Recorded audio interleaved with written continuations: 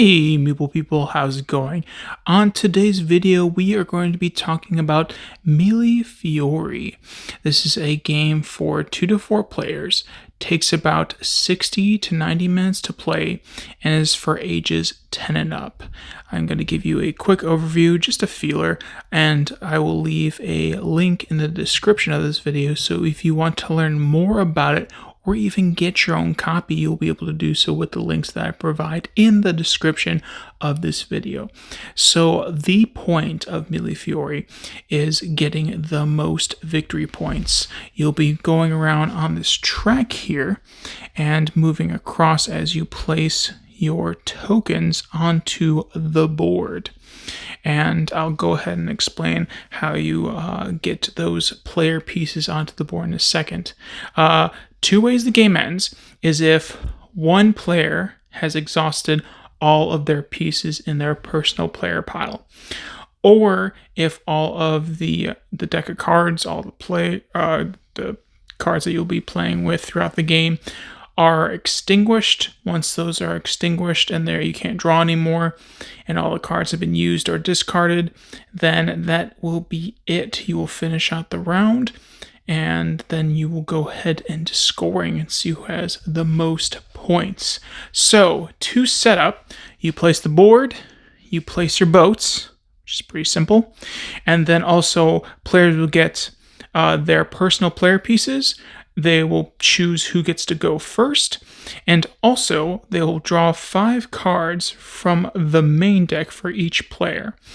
Each player on their turn, starting with each player can do this simultaneously, but they will pick 1 card from their hand, and then all the rest of their cards will be put or drafted to the next player for the next round. And then for their current round, they will play 1 card that they chose from their hand. And those cards will look like these. They have certain colors, symbols that relate to areas on the board where you will place your tokens. And you will get points in various ways. I'm not going to go into each individual area, but each individual area has certain bonuses, certain advantages going there. And sometimes if you can make it work where you can build up and get a little combo-tastic with it, there is even points in this game where you can get an additional card. And like say for the instance of this area, if you were the last one to surround this symbol right here in the middle of this little triangle that's going on right here, doesn't matter if other players have played tokens around it, if you're the last one, you will be able to get another card. And that card will come from the pile over here. This is set up for 2 players, and you'll have 9 cards to pick from. Some of them will be similar colors but different symbols. Others will have similar colors but no different symbols, like in this area over here. It's all the same color, nothing different. You'll just be playing one of your tiles from your personal supply to that area over there. So that is pretty much the game. You'll be going through your 5 cards, except for 2 players, for this drafting portion. If you're playing a game with more than 2 players, the last card that you would normally draft to the player to your left will be discarded. In a 2-player game, you will actually not play the last 2 cards of your hand. So those will just go ahead and be discarded. And once the round's done, where all players will play all the cards that's available to them during that round, they will discard, whether it's 3 or more, that 1 card, or 2-player, those 2 cards, those will all go to the discard pile next to the player deck. And then the next round will start by going ahead and moving the first player token to the player to your left, going clockwise. And then everyone will get drawn 5 more cards, and then you'll go ahead and proceed over and over again until one of the 2 conditions happens, where all of the deck basically runs out and is played, or one player goes ahead and plays all of their player pieces from their personal supply at the end of the game. Everyone gets an equal amount equal number amount of turns.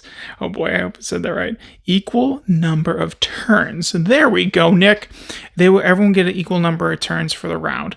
So everyone will play what they need to play, and then the round will end, and we will score up. Ties or friendly. There is no nothing that goes ahead and breaks ties at the end of the game. So if you guys tie, then the good old way just to break that tie is to play again. Play again! And it'll be glorious. And if you tie again, well, you just gotta keep playing until somebody wins. But I hope you got at least a little bit of a taste of Mille Fiori. This is a game from Devere, and oh, I'm so sorry. I'm going to attempt this. And I love that company. That company made, or was one of the companies that made Quacks of Quedlinburg, and I quite enjoy that game. But this one seems pretty simple, but has things going on within it that you have to pay attention to, and there are multiple areas that you have to pay attention to and make sure your opponent doesn't always get the bonuses of playing an extra card or getting the bonuses of tile placement on the board or getting the special bonus of that certain area to get those big points. And all points that you get that are bonused are always going to be instant. There's no end of game bonus to where like you'll be collecting a bunch of cards and something will happen at the end of the game. So throughout the entire game, you'll have a feel of who's winning and who's losing, and there's not going to be really any surprises other than during the round where people are playing cards. And you can kind of also see how people's supplies are doing to see if you need to kick it up a notch, or if you can kind of see where it's all going, or if you're in the lead and you have that nice, comfortable lead. So this is an interesting game. I think this is a very simple to learn, very easy to follow. The rule book is good, which is a relief. I was a little worried when I saw the board. It's like, oh boy, that's a lot going on there. But then once you start getting through the rule book, it's pretty simple and pretty easy. So gamers that are pretty experienced will have no issues with this game, and newer gamers might be feeling a little overwhelmed by all the iconography that is going on there. But once you read the rules and maybe play a couple of practice rounds, you will be confident in your gameplay of Mille Fiori.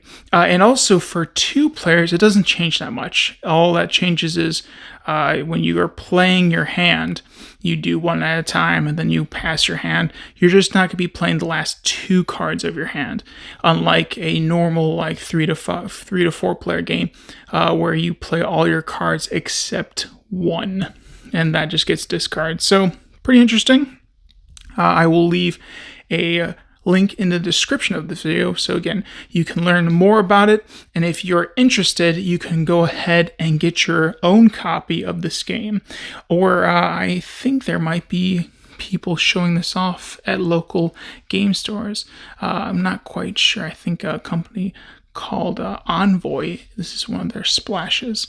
I think so. I could be wrong. But again, if you see this at your friendly local game store, ask them about it. Maybe even pick up a copy. But again, I will leave links in the description of this video, and I will hopefully I would have sparked your interest, so you are interested in finding out more about this game.